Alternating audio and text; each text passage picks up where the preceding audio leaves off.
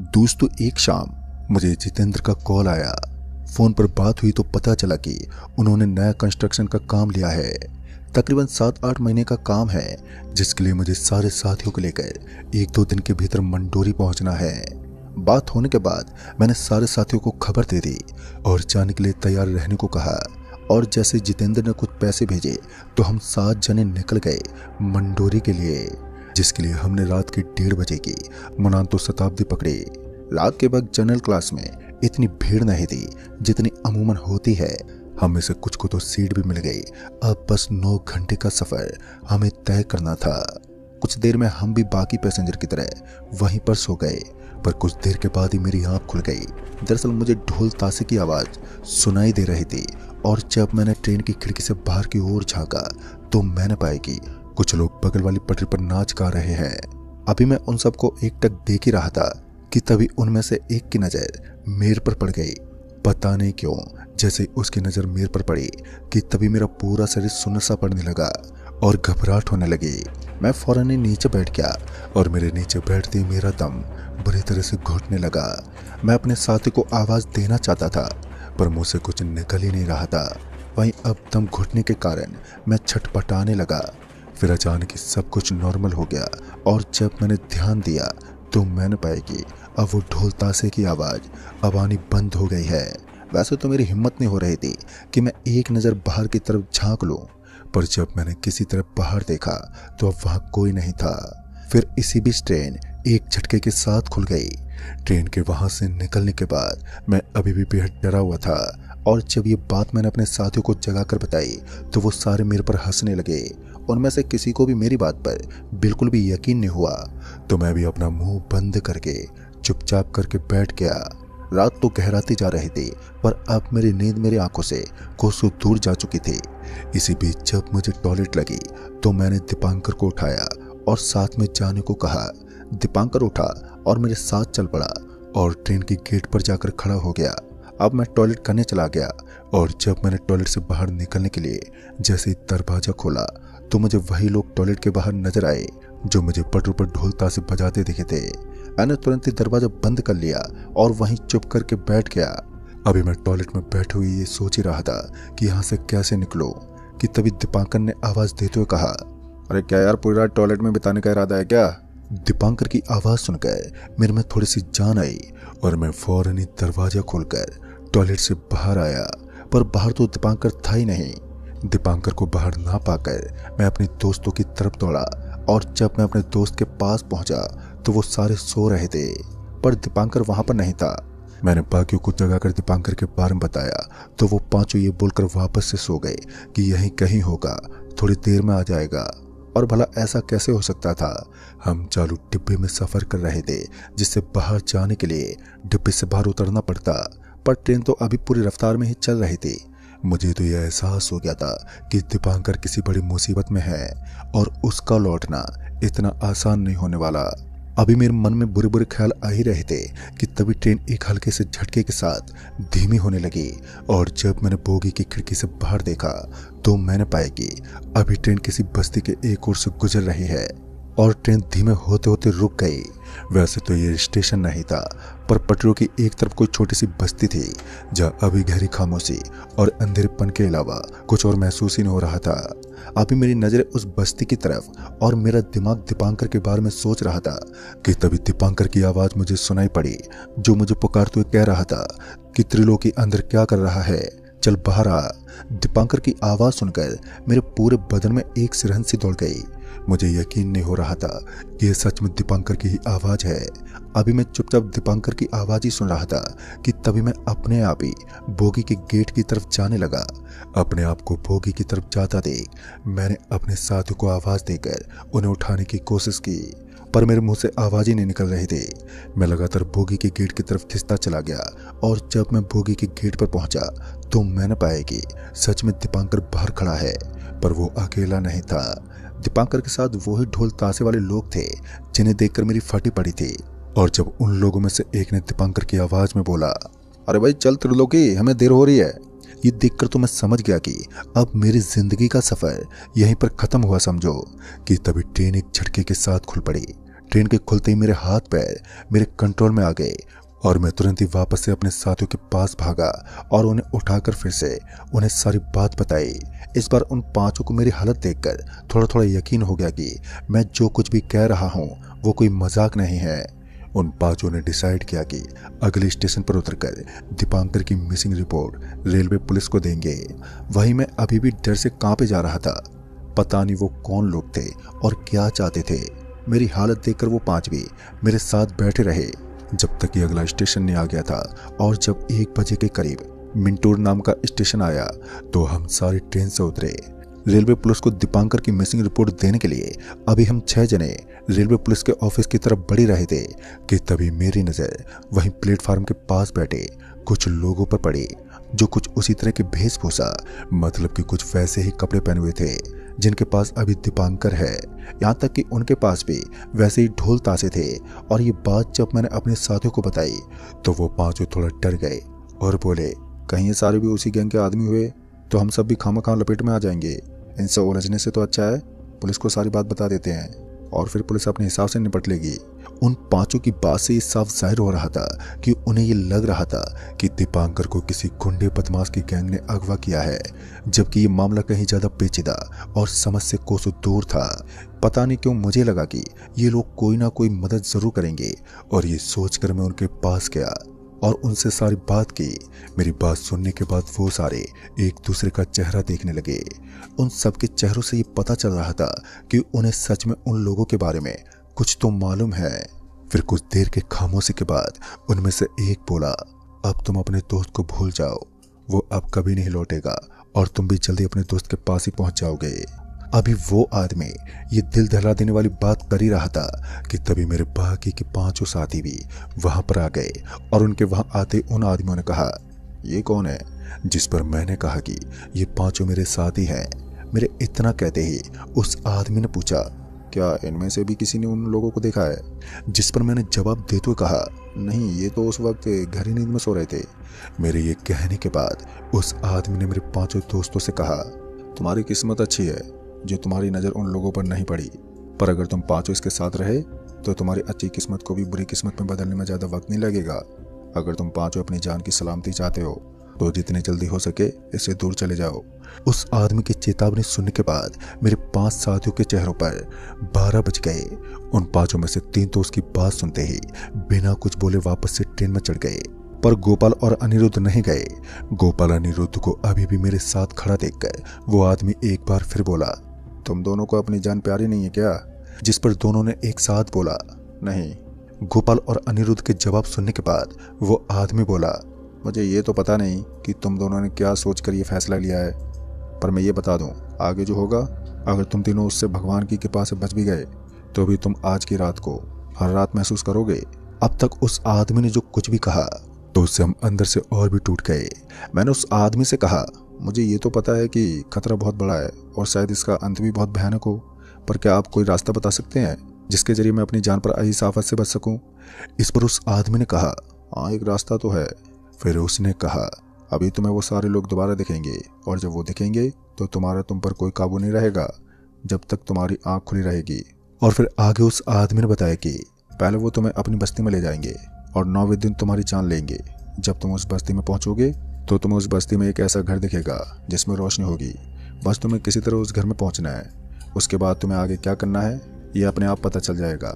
इसके बाद वो आदमी अपने लोगों के साथ वहां से चला गया। उस आदमी के जाने के बाद अब हम तीनों इस सोच में पड़ गए कि ना जाने अब आगे क्या होने वाला है। मैंने गोपाल और अनिरुद्ध से वहां से जाने को कहा पर वो दोनों नहीं माने।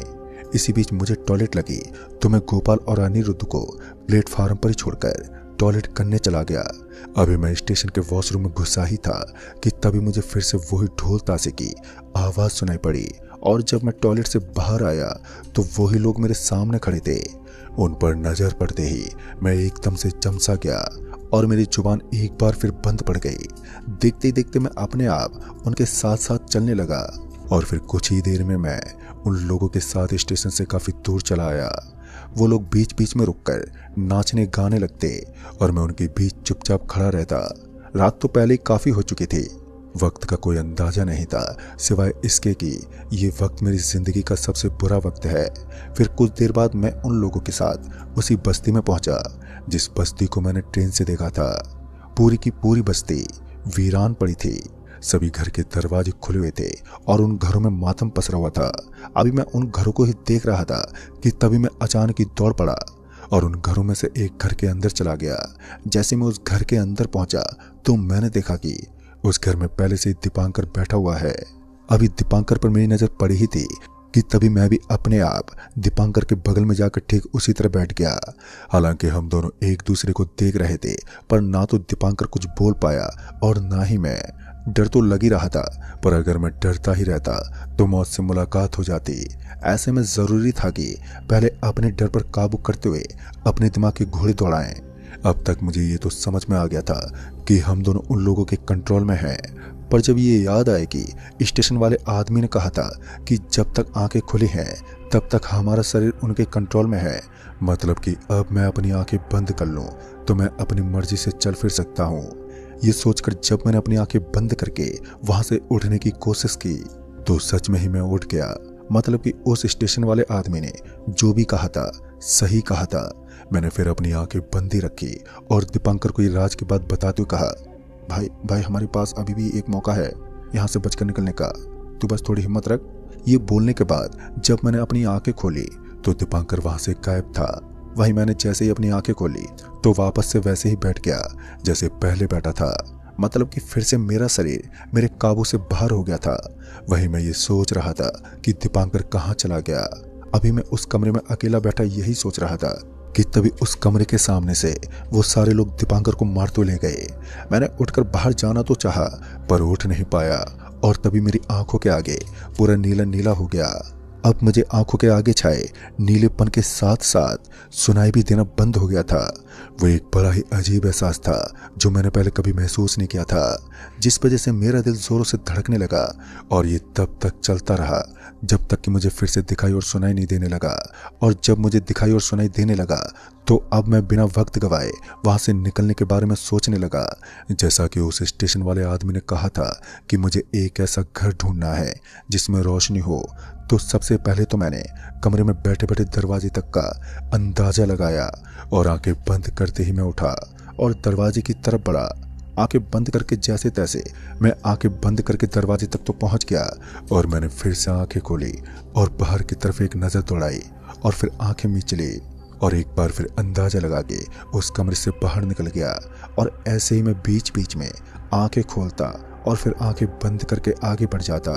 हालांकि इस काम में मुझे बहुत दिक्कत तो हो रही थी, पर मुझे किसी तरह उस घर को खोजना था।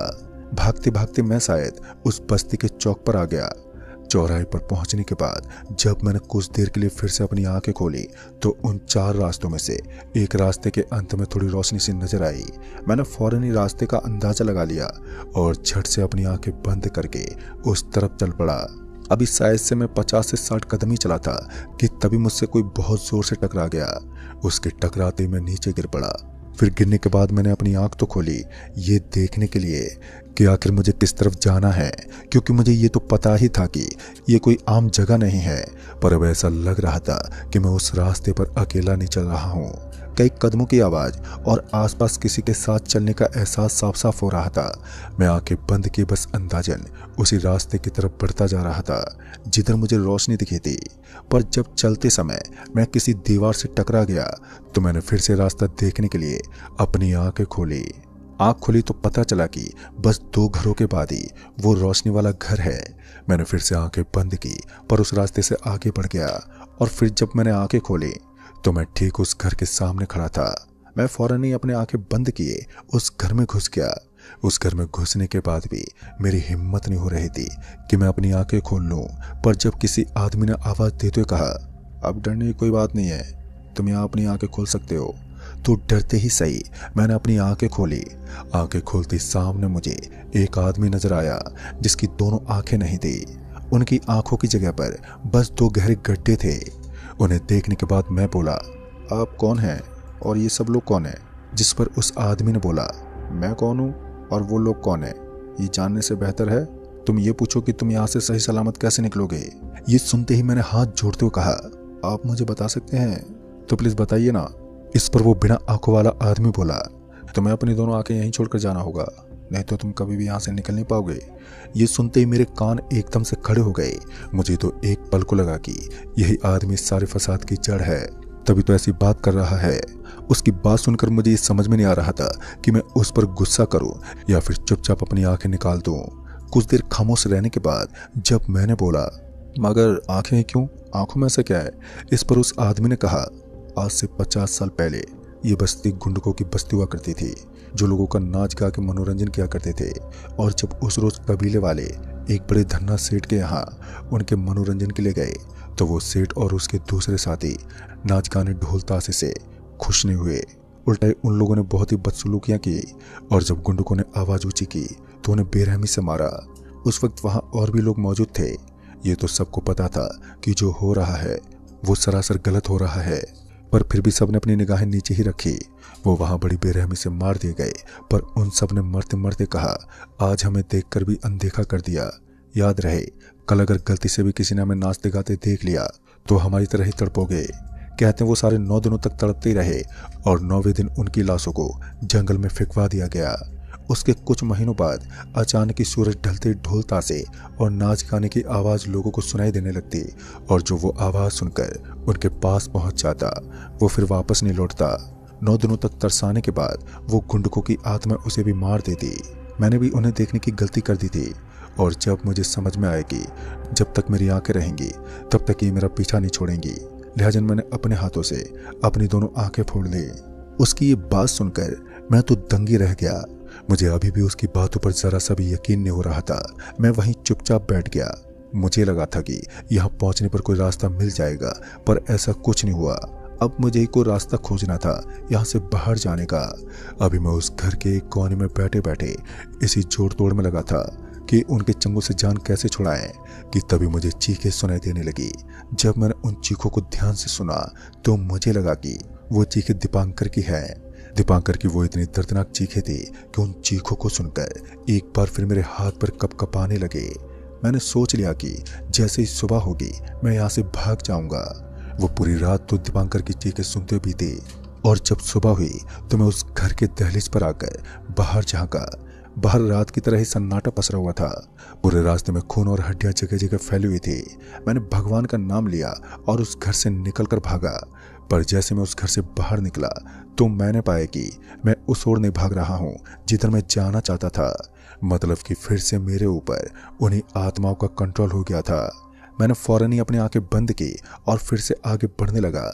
अभी मैं अपनी आंख बंद किए आगे बढ़ ही रहा था कि तभी मैं किसी गहरे गड्ढे में गिर पड़ा। उस गड्ढे में गिरते ही मैं बेहोश हो गया और जब मुझे होश आया तब भी आंखों के आगे अंधेरा ही था। मुझे समझ में नहीं आ रहा था कि मैं कहां पर हूं। तभी मुझे गोपाल की आवाज सुनाई दी। गोपाल की आवाज सुनाई देते ही मैंने कहा, गोपाल। मेरे इतना कहते ही गोपाल बोला, हाँ भाई मैं गोपाल ही हूँ, शुक्र है कि तुझे होश आ गया। फिर जब मैंने पूछा, मुझे कुछ दिखाई क्यों नहीं दे रहा है, तो इस पर गोपाल ने कहा, जब तू हमें उस गहरे गड्ढे में मिला था तब सिर्फ तेरी सांसें ही चल रही थी। तेरा बच जाना ही किसी चमत्कार से कम नहीं है। तेरी हालत इतनी बुरी थी कि तेरी आंखें बाहर आ गई थी और तेरे हाथ पैर भी टूटे हुए थे। आज 7 महीने के बाद तुझे होश आया है। हमें दीपांकर भी मिला था, उसकी भी हालत बहुत बुरी थी, पर 9वें दिन इसी अस्पताल में उसने अपना दम तोड़ दिया। दोस्तों, इस घटना के बाद मैं हमेशा हमेशा के लिए अंधा हो गया। हालांकि इस बात को अब काफी साल गुजर गए हैं, पर आज भी ऐसा लगता है कि वो लोग मेरे आसपास ही रहते हैं। तो दोस्तों, इस कहानी में बस इतना ही। कहानी आपको पसंद आई हो तो वीडियो को लाइक से जरूर कर दें और साथ ही हमें नीचे कमेंट बॉक्स में जरूर बताएं